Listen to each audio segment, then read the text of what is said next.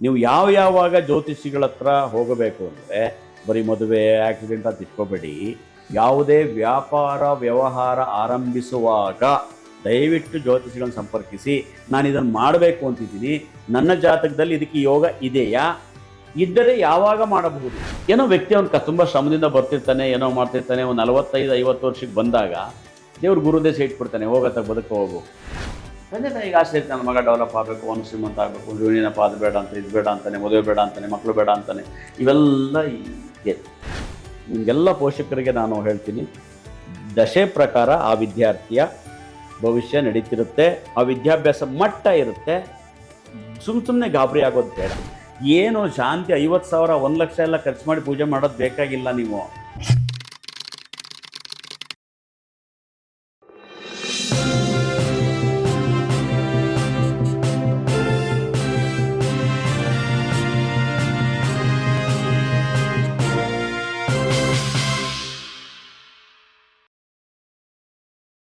ಗಣಪತಿಯವರೇ, ನಾವು ಕಳೆದ ವಿವಾಹದ ಸಂಚಿಕೆಯಲ್ಲಿ ದಶಾಭುಕ್ತಿಯ ಬಗ್ಗೆ ಯಾವ ನಕ್ಷತ್ರದಲ್ಲಿ ಹುಟ್ಟಿದವರು ಯಾವ ದೇಶಕ್ಕೆ ಬರ್ತಾರೆ ಅಂತ ವಿವರವಾಗಿ ಹೇಳಿದ್ವಿ. ಹೌದೌದು ಹೌದು ಅಲ್ವಾ? ವಿವರವಾಗಿ ಹೇಳಿದ್ವಿ ನಾವು, ಈ ನಕ್ಷತ್ರದಲ್ಲಿ ಹುಟ್ಟಿದವ್ರು ಈ ದೇಶದಲ್ಲಿ ಇರ್ತಾರೆ ಅಂತ. ಅದರ ಕನ್ಫ್ಯೂಷನ್ ಇದ್ದರೆ ಅವರು ಆ ವಿಡಿಯೋ ನೋಡಿಕೊಂಡ್ರೆ ಅದು ಅವ್ರಿಗೆ ಸಿಕ್ಕುತ್ತೆ, ವಿಷಯ ಸಿಕ್ಕತ್ತೆ. ಈಗ ನಾವು ನೇರ ದಶಾಭುಕ್ತಿಗೆ ಬರ್ತೀವಿ. ವಿದ್ಯಾಭ್ಯಾಸಕ್ಕೆ ಸಂಬಂಧಪಟ್ಟ ಆ ವಿಷಯ ಮಾತ್ರ ಡಿಸ್ಕಸ್ ಮಾಡ್ತಿರೋದ್ರಿಂದ ಆಮೇಲೆ ನಾವು ವೃತ್ತಿಗೆ ಹೋಗ್ತೇವಲ್ವಾ? ಆಮೇಲೆ ವೃತ್ತಿಗೆ ಲಾಸ್ಟಿಗೆ ವೃತ್ತಿಗೆ ಇದು ಆಯಾ ರಾಶಿಗಳು ಹೇಳುವಾಗ ಆ ವೃತ್ತಿ ಬರುತ್ತೆ. ಈ ನೋಡಿ, ಬಚಕ್ರದಲ್ಲಿ, ಇದನ್ನು ಬಚಕ್ರ ಅಂತೀವಿ ನಾವು, 12 ಮನೆನ ಬಚಕ್ರ ಅಂತೀವಿ. ಬಚಕ್ರದಲ್ಲಿ ನಮಗೆ 9 ಗ್ರಹಗಳಿದ್ದಾವೆ. ರವಿ, ಚಂದ್ರ, ಕುಜ, ಬುಧ, ಗುರು, ಶುಕ್ರ, ಶನಿ, ರಾಹು, ಕೇತು. ರಾಹುಕೇತು ಗ್ರಹಗಳಲ್ಲ, ಛಾಯಾಗ್ರಹಗಳು, ಆದರೂ ಅದ್ರ ಪ್ರಭಾವ ಬೇರೆ ಬೇರುತ್ತೆ. ನೋಡಿ, ಇಲ್ಲಿದೆ ರಾಹುಕೇತು ಗ್ರಹಗಳು ಬರುತ್ತೆ. ಇದರಲ್ಲಿ ರವಿ ದೆಸೆ, ಚಂದ್ರ ದೆಸೆ, ಕುಜ ದೆಸೆ, ರಾಹು ದೆಸೆ, ಗುರು ದೆಸೆ, ಶನಿ ದೆಸೆ, ಬುಧ ದೆಸೆ, ಕೇತು ದೆಸೆ ಅಂತ ಬರುತ್ತೆ. ಗ್ರಹ ಬೇರೆ, ದೆಸೆ ಬೇರೆ. ದೆಸೆ ಅಂದರೆ ಏನು ಅಂತಂದರೆ, ರವಿ ದೆಸೆ ಬಂದಾಗ ಆ ವ್ಯಕ್ತಿಯ ಜೀವನವನ್ನು ಅಷ್ಟು ವರ್ಷ ರವಿ ಆಳುತ್ತಾರೆ. ಇಂಪಾರ್ಟೆಂಟ್. ರವಿಯ ರೀತಿಯ ವ್ಯಕ್ತಿಯ ಮನೋಭಾವ, ರವಿಯ ಆದೇಶದಂತೆ ಅವನ ಜೀವನ ಚಿತ್ರ, ರವಿಗ್ರಹದ ಪ್ರಭಾವದಂತೆ ಆತನ ನಡವಳಿಕೆ ಮತ್ತು ಹವ್ಯಾಸ, ಇದು ಮನದಟ್ಟ. ಅದೇ ರೀತಿ ಚಂದ್ರ, ಕುಜ, ರಾಹು, ಗುರು, ಶನಿ, ಬುಧ, ಕೇತು, ಶುಕ್ರ. ಎಷ್ಟು ಅವಧಿ ಇದು ಹೇಳ್ತೀನಿ, ಅದಕ್ಕೆ ಬರ್ತಾಯಿದ್ದೀನಿ. ಅದಕ್ಕೆ ಬರೋಕ್ಕೆ ಮುಂಚೆ ಪೀಠಿಗೆ. ರವಿ ದೆಸೆಗೆ ಬಂದ ವ್ಯಕ್ತಿ, ರವಿ ದೆಸೆಯ ಅವಧಿ 6 ವರ್ಷ. ರವಿ ದೆಸೆಯ ಅವಧಿ ನೋಡ್ಕೊಳ್ಳಿ, 6 ವರ್ಷ. 6 ವರ್ಷ ಆ ವ್ಯಕ್ತಿಯ ಜೀವನಕ್ಕೆ ರವಿ CM. ಹೌದು. ಈಗ ನಮ್ಮಲ್ಲಿ ಯಾರು ಅಂತ ಇನ್ನೂ ಇದರಲ್ಲಿದೆ, ಅಲ್ಲ, ಹುಡುಕರು ಸಿಕ್ಕಾಕೊಳ್ಳುತ್ತೆ. ಇಲ್ಲಿ ಮತ್ತೆ ನೀವು ನೋಡಿದ್ರಿ, ರವಿ, ಚಂದ್ರ, ಕುಜ, ರಾಹು, ಗುರು, ಶನಿ, ಬುಧ, ಕೇತು, ಶುಕ್ರ. ರವಿ ದೇಶದಲ್ಲಿ ಮತ್ತಿವ್ರು ಯಾಕೆ ಬಂದರು ಅಂತ, 6 ವರ್ಷವನ್ನ ಈ 9 ಮತ್ತೆ ರವಿ ಸಹಿತ ಇನ್ನು ಉಳಿದ 8 ಗ್ರಹಗಳು 6 ವರ್ಷವನ್ನು ಶೇರ್ ಮಾಡಿಕೊಳ್ಳುತ್ತವೆ. ಅಂದ್ರೆ ಅರ್ಥ, ರವಿ CM, ಇವರೆಲ್ಲ MLA. 6 ವರ್ಷ ಇಂಟು 9 ಗ್ರಹ. ಅದರಲ್ಲಿ ಚಂದ್ರನಿಗೆ ಒಂದು ವರ್ಷ ಒಂದು 6 ತಿಂಗಳು ವರ್ಷ ಬರ್ಬೋದು, ಕುಜನ್ಗೆ ಒಂದು 6 ತಿಂಗಳು, ರಾಹುಗೆ 1.5 ವರ್ಷ, ಗುರುಗೆ 2 ವರ್ಷ, ಹಿಂಗೆ ಬಂದು 6 ವರ್ಷ ಡಿವೈಡ್. ಅಲ್ಲಿ ಮತ್ತೆ ವ್ಯಕ್ತಿತ್ವ ಬದಲಾವಣೆ ಇವ್ರ ಮೇಲೆ. ಆಮೇಲೆ ಈ ರವಿ ಕುಂಡಲಿಯಲ್ಲಿ ಯಾವ ಸ್ಟೇಟಸಲ್ಲಿದ್ದಾರೆ ಅನ್ನೋದು ಭಾಳ ಇಂಪಾರ್ಟೆಂಟ್. ರವಿ ಸ್ಟ್ರಾಂಗ್ ಇತ್ತಾ, ಈ ಎಲ್ಲ MLAಗಳು CM ಹೇಳ್ದಂಗೆ ಕೇಳ್ತಾರೆ, ಬಹುಮತ ಇದ್ರೆ. ಈ ರವಿ ಯಾರು ವೀಕ್ ಇತ್ತ, ಈ MLAಗಳು ಹೇಳ್ದಂಗೆ CM ಕೇಳ್ತಾರೆ. ಹೌದು, ಕರೆಕ್ಟ್. ಆವಾಗ ರವಿ ವೀಕ್ ಇದ್ರೆ, ರವಿಗೂ ರಾಹುವಿಗೂ ಆಗೋಲ್ಲ ದ್ವೇಷ ಅಂತ ಆದರೆ ಇಲ್ಲಿ ರಾಹು ಗೆದ್ದು ಬಿಡ್ತಾರೆ. ರವಿ ಸ್ಟ್ರಾಂಗ್ ಇದ್ರೆ ರಾಹು ಗೆಲ್ಲೋಕ್ಕಾಗಲ್ಲ. ಸರ್, ನನ್ನ ಮಗ ರವಿ ದೇಶದಲ್ಲಿದ್ದಾನೆ ಸರ್, ಆದರೂ ಯಾಕೆ ಆಕ್ಸಿಡೆಂಟ್ ಆಯಿತು ಅಂದರೆ, ರವಿ ವೀಕ್ ಇರ್ತಾನೆ, ರಾಹು ಆಕ್ಸಿಡೆಂಟ್ ಮಾಡಿಸ್ತಾನೆ. ಇದು ವಿದ್ಯೆಗೂ ಅನ್ವಯಿಸುತ್ತದೆ. ರವಿ ದೆಸೆಯಲ್ಲಿ ರಾಹು ಭುಕ್ತಿ ಇದ್ದಾಗ ಎಕ್ಸಾಮ್ ಬಂದರೆ ಕಡಿಮೆ ಮಾರ್ಕ್ಸ್ ತಗೊತಾರೆ. ನೆಕ್ಸ್ಟ್ ಎಕ್ಸಾಮಲ್ಲೋ ನೆಕ್ಸ್ಟ್ ತರಗತಿಯಲ್ಲೋ ಬೇರೆ ಭುಕ್ತಿ ಚೇಂಜ್ ಆಗಿರುತ್ತೆ, ಮತ್ತೆ ಮಾರ್ಕ್ಸ್ ಬರುತ್ತೆ. ಯಾಕೆ ಟೆನ್ಷನ್? ಇಷ್ಟ ವೆರಿ ಸಿಂಪಲ್. ಹೌದು. ಅದೇ ರೀತಿ ಚಂದ್ರ 10 ವರ್ಷ ಚಂದ್ರ CM, ಮತ್ತೆ ಎಲ್ಲ MLAಗಳ ಪ್ರವೇಶ. ಇದರಲ್ಲಿ ಚಂದ್ರನಿಗೆ ಯಾರ್ಯಾರು ಫೇವರ್ ಇರ್ತಾರೆ ಅವರೆಲ್ಲ MLA ಪ್ಲಸ್ CMs ಇಬ್ಬರು ಸೇರಿ ಕೊಡುವ ಫಲ ಆದ್ದರಿಂದ ಫಲ ಸ್ವಲ್ಪ ಜಾಸ್ತಿ ಇರುತ್ತೆ. ಇಲ್ಲಿ ವೈರಿ ಬರ್ತಾರೆ ಚಂದ್ರನಿಗೆ, ಶನಿ ಬಂದಾಗ ಆಗಲ್ಲ, ಆಮೇಲೆ ಈ ಕುಜ ಬಂದಾಗ ಆಗಲ್ಲ, ರಾಹು ಬಂದಾಗ ಆಗಲ್ಲ, ಆವಾಗ ಫಲ ಕಡಿಮೆ ಇರುತ್ತೆ.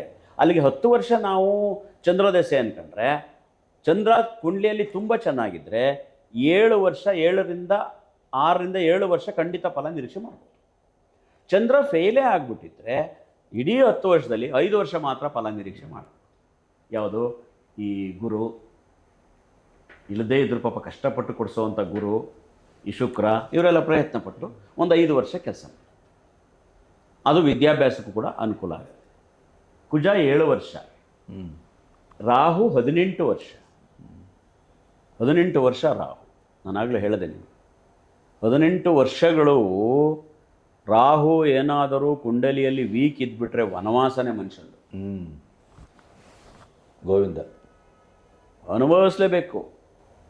ನೋಡಿ, ರಾಹು ಈಗ ಶ್ರೀರಾಮ ವನವಾಸಕ್ಕೆ ಮಹಾರಾಜ ಆದರೂ ಕೂಡ ವನವಾಸಕ್ಕೆ ಶ್ರೀರಾಮ ಹೋದಾಗ ಬಹುಶಃ ಅವ್ರಿಗೆ ರಾಹು ದೆಸೆ ಇರ್ತದೆ ಅಥವಾ ಇನ್ಯಾವುದೋ ವೀಕ್ ದೆಸೆ ಇರುತ್ತೆ.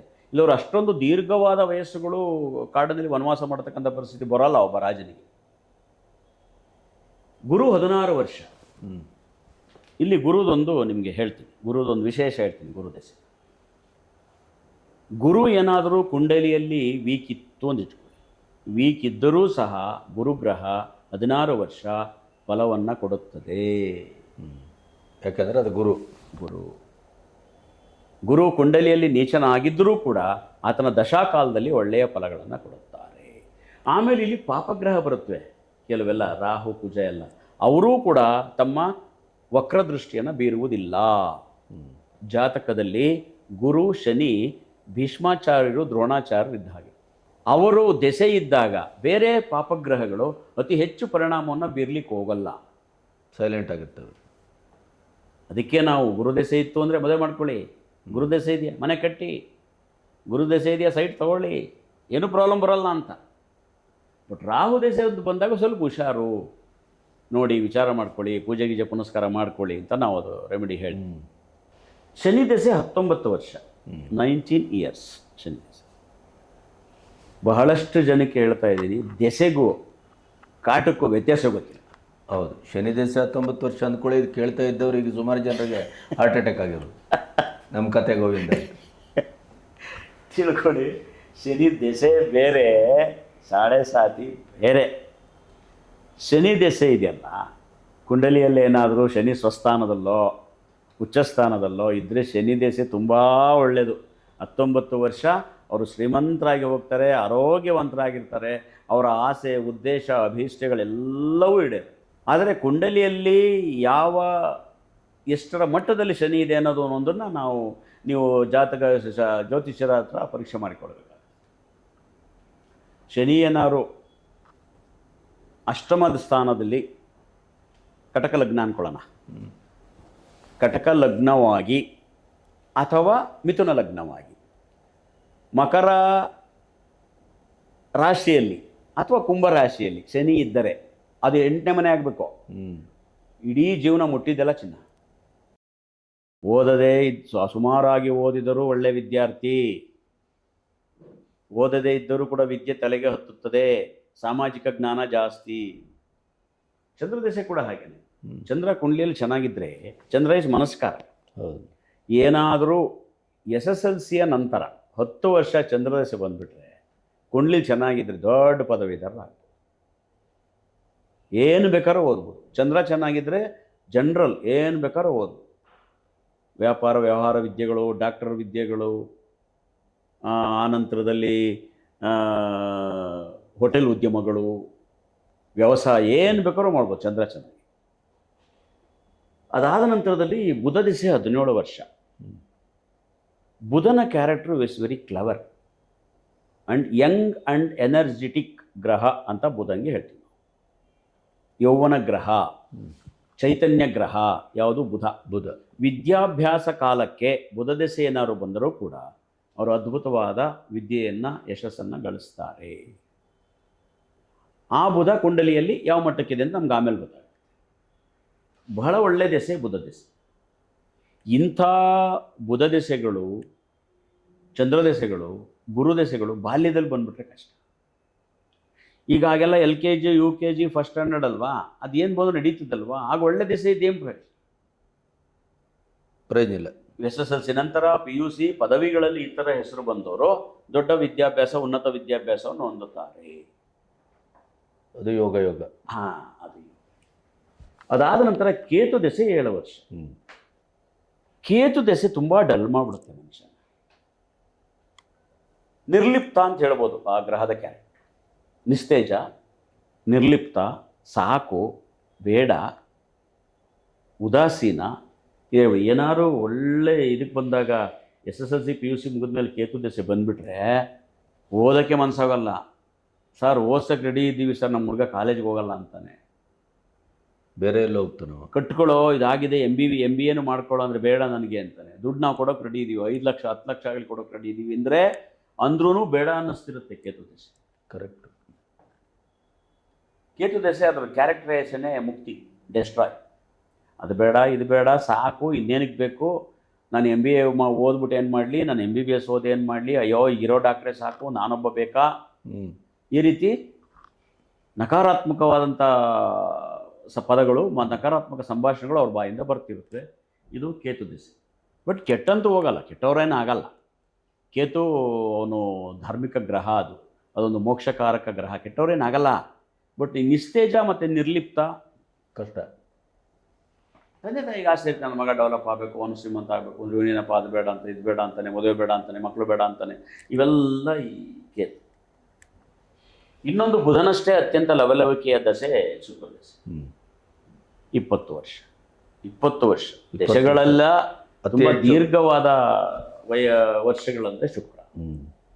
ಅದಕ್ಕೆ ಹೇಳೋದು, ಪ್ರತಿಯೊಬ್ಬ ವ್ಯಕ್ತಿಯ ಕುಂಡಲಿಯಲ್ಲಿ ದೇವರು ಗುರು ದೆಸೆಯನ್ನು ಕೊಟ್ಟವ್ರಿಗೆ ಶುಕ್ರ ದೆಸೆ ಕೊಡಲ್ಲ, ಶುಕ್ರ ದೆಸೆ ಕೊಟ್ಟವ್ರಿಗೆ ಗುರು ದೆಸೆ ಕೊಡಲ್ಲ. ಇದು ಎರಡು ಒಬ್ಬನಿಗೆ ಒಲಿಯುವುದಿಲ್ಲ, ಒಲಿಯಲ್ಲ, ಬರೋದೇ ಇಲ್ಲ. ಎರಡರಲ್ಲಿ ಒಂದೇ ಬರುತ್ತೆ. ಯಾಕೆ ಅಂತಂದರೆ, ಏನೋ ವ್ಯಕ್ತಿ ಅವನು ತುಂಬ ಶ್ರಮದಿಂದ ಬರ್ತಿರ್ತಾನೆ, ಏನೋ ಮಾಡ್ತಿರ್ತಾನೆ, ಒಂದು 45-50 ವರ್ಷಕ್ಕೆ ಬಂದಾಗ ದೇವ್ರು ಗುರು ದೆಸೆ ಇಟ್ಬಿಡ್ತಾನೆ. ಹೋಗತ್ತ ಬದುಕು, ಹೋಗತ್ತಾಗತ್ತ ಬೋನಸ್. ಅಲ್ಲಿವರೆಗೂ ಆಗದೇ ಇದ್ದಂಥ ತೃಪ್ತಿಗಳು, ಮನೆಗಳು, ಸಂತೋಷಗಳು ಅಲ್ಲಿ ಸಿಕ್ಬಿಡುತ್ತೆ. ಯಾವುದೇ ವ್ಯಕ್ತಿ ನಿಮಗೆ ದೊಡ್ಡ ದೊಡ್ಡ ಪ್ರಧಾನಿ ಮಂತ್ರಿಗಳಿಂದ ಹಿಡಿದು ಕೂಲಿ ಮಾಡುವವನವರೆಗೂ ದೇವರು ಅವರವರ ಕುಂಡಲಿಯಲ್ಲಿ ಬೋನಸ್ ಪೀರಿಯಡ್ ಅಂತೇಳಿ 15ರಿಂದ 20 ವರ್ಷವೇ ಇಡೋದು. 70 ವರ್ಷವೂ ಬೋನಸ್ ಪೀರಿಯಡ್ ಇರಲ್ಲ, 60 ವರ್ಷವೂ ಬೋನಸ್ ಪೀರಿಯಡ್ ಇರಲ್ಲ. ಆದರೆ ಕೆಲವು ವ್ಯಕ್ತಿಗಳು ಆ ಬೋನಸ್ ಪೀರಿಯಡ್ ಬಂದಾಗ ಹೀಗೇ ಇರುತ್ತೆ ನನ್ನ ಜೀವನ ಕಂಪ್ಲೀಟ್ ಅಂತೇಳಿ ಭಾವಿಸಿ ಧಾಮ್ಧೂಮ್ ಮಾಡಿಕೊಂಡು ಆ ದೆಸೆ ಮುಗಿದ ನಂತರ ಕಾಲಿಕೈ. ಆಮೇಲೆ ಮತ್ತೆ ಈ ಜ್ಯೋತಿಷಿಗಳ ಬಳಿ, ದೇವಸ್ಥಾನಗಳ ಬಳಿ, ಮಾಟ ಮಂತ್ರಗಳ ಬಳಿ ದೊಡ್ಡ ದೊಡ್ಡ ಹೋಮಗಳನ್ನ ಹುಡಿಕೊಂಡು ಹೋಗ್ತಾರೆ. ಮತ್ತೆ ನನಗೆ ಆ ಕಾಲ ಬರಲಿ ಅಂತ. ಬಟ್ ಅದು ಬರಲ್ಲ, ಆ ದೆಸೆ ಮುಗಿದೋಗಿದೆಯಲ್ಲ, ಬೇರೆ ದೆಸೆ ಬರುತ್ತೆ. ಜೀವನದಲ್ಲಿ ಈ ದೆಸೆಗಳೆಲ್ಲ ಒಬ್ಬನ ಮನುಷ್ಯನ ವ್ಯಕ್ತಿತ್ವದಲ್ಲಿ ಎಷ್ಟು ಸಾರಿ ಬರ್ತವೆ? ಯಾವುದು? ಒಬ್ಬನ ಜೀವನದಲ್ಲಿ ಈ ದೆಸೆಗಳು ಒಂದೊಂದು ದೆಸೆ ಒಂದೊಂದು ಸರಿ ಬರೋದಾ? ಒಂದೊಂದು ಸರಿ ಬರೋದು, ಬಟ್ ಅಷ್ಟು ದೆಸೆ ಬಂದೋಗ್ತವೆ. ಅಷ್ಟು ದೆಸೆನೂ ಬಂದೋಗುತ್ತೆ. ಕೆಲವು ದೆಸೆಗಳು ಈ 120 ವರ್ಷ ಅಂತೀವಲ್ಲ, ಈ ಕೆಲವು 100 ವರ್ಷವನ್ನು ದಾಟಿ ಹೋಗ್ಬಿಡ್ತವೆ ಅಂತ ಇಟ್ಕೊಳ್ಳಿ ಆಚೆಗೆ. ಈಗ ಆಯಸ್ ಇಷ್ಟು ಮನುಷ್ಯಂದು 89.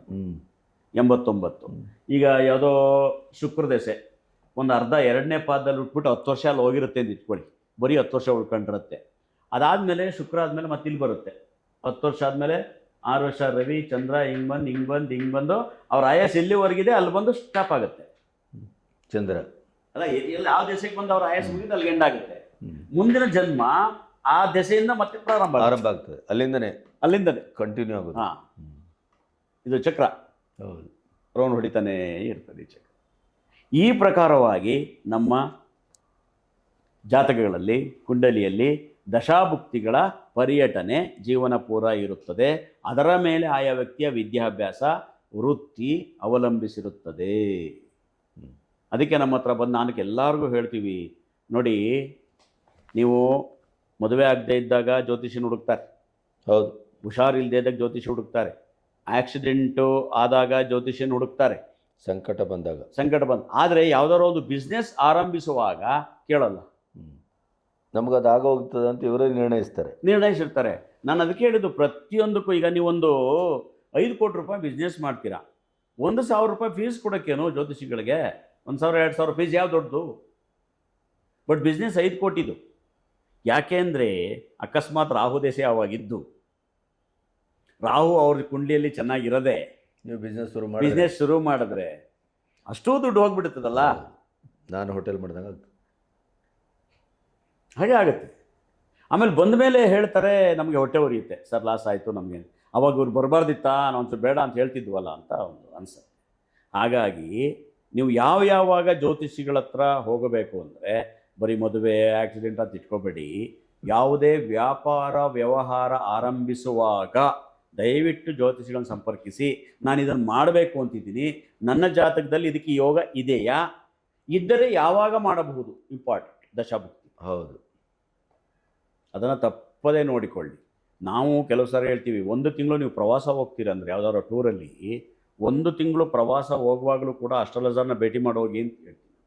ಯಾಕೆಂದರೆ 1 ತಿಂಗಳು ನನ್ನ ಆರೋಗ್ಯ ಚೆನ್ನಾಗಿರುತ್ತಾ, ನೀವು ಅಲ್ಲಿ 15 ಡೇಸ್ಗೇನೋ ಪ್ರಾಬ್ಲಮ್ ಆದರೆ ಅವ್ರು ಅಲ್ಲಿಂದ ವಾಪಸ್ ಕಳಿಸ್ಕೊಡ್ಬೇಕು, ಆ ಸಮಯ ನೋಡ್ಕೊಂಡಿಲ್ಲ, ಇದಕ್ಕೂ ಅಸ್ಟ್ರಾಲಜರ್ ಕೇಳಬೇಕು, ಪರಿಹಾರ ತಗೋಬೇಕು. ತಗೊಂಡು ನೀವು ಆದರೂ ಆ ದಶಾಭುಕ್ತಿ ಪ್ರಕಾರನೇ ಮುಂದುವರೆದ್ರೆ ಮಾತ್ರ ಲಾಭಗಳು ಆಗುತ್ತವೆ. ಹಾಗಾಗಿ ನಿಮಗೆಲ್ಲ ಪೋಷಕರಿಗೆ ನಾನು ಹೇಳ್ತೀನಿ, ದಶೆ ಪ್ರಕಾರ ಆ ವಿದ್ಯಾರ್ಥಿಯ ಭವಿಷ್ಯ ನಡೀತಿರುತ್ತೆ, ಆ ವಿದ್ಯಾಭ್ಯಾಸ ಮಟ್ಟ ಇರುತ್ತೆ. ಸುಮ್ಮನೆ ಗಾಬರಿ ಆಗೋದು ಬೇಡ. ಈಗ 7 ವರ್ಷ ಈ ಕುಜದಶೆ ಇತ್ತು ಅಂದ್ಕೊಳ್ಳಿ, ಅವನು ಒಂದು 3 ವರ್ಷ ಕಳೆದಿದ್ದರೆ, ಅಂದರೆ ಒಂದು 6ನೇ ಕ್ಲಾಸಲ್ಲಿದ್ದರೆ 6, 7, 8, 9 10ನೇ ತರಗತಿ ಮೇಲೆ ಯಾವುದೋ ಬೇರೆ ದಶೆ ಬರುತ್ತೆ ಅಂತ ಅರ್ಥ. ಅಲ್ಲೇನೋ ಬೇರೆ ಥರ ಚೇಂಜ್ ಆಗುತ್ತೆ. ಅದ್ರ ಪ್ರಕಾರ ಹೋಗ್ತಾ ಇರೋದು. ಟೋಟಲಿ ನಮಗೆ ವ್ಯಕ್ತಿ ಸಸ್ಟೈನ್ ಆಗಬೇಕು, ಅದನ್ನು ನಾವು ಕುಂಡಲಿಯಲ್ಲಿ ನೋಡಿಕೊಳ್ಳಬೇಕು. ಇದಿಷ್ಟು ದಶಾಭುಕ್ತಿಗಳ ವಿವರ.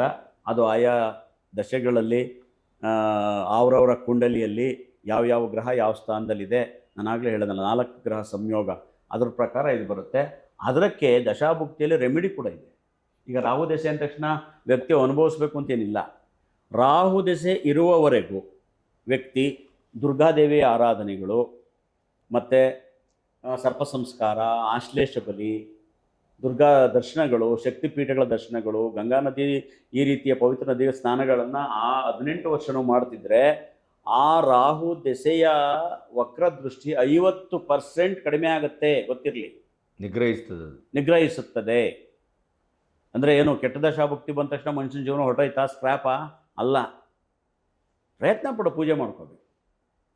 ಕುಜ ದೇಶ ಬಂದಾಗ ಏನಾದ್ರು ಕುಂಡಲಿಯಲ್ಲಿ ಸರಿ ಇಲ್ಲ ಅಂತಂದರೆ ಲಕ್ಷ್ಮೀ ನರಸಿಂಹಸ್ವಾಮಿ ಆರಾಧನೆಗಳು ಮಾಡ್ಕೋಬೇಕು, ಸುಬ್ರಹ್ಮಣ್ಯ ಕ್ಷೇತ್ರ ಆರಾಧನೆಗಳನ್ನ ಮಾಡ್ಕೋಬೇಕು, ಘಾಟಿ ಸುಬ್ರಹ್ಮಣ್ಯಗಳು, ಕುಕ್ಕೆ ಸುಬ್ರಹ್ಮಣ್ಯಗೆ ಹೋಗಿ ಯಾವ ಪೂಜೆ ಮಾಡಿಸ್ಕೋಬೇಕು.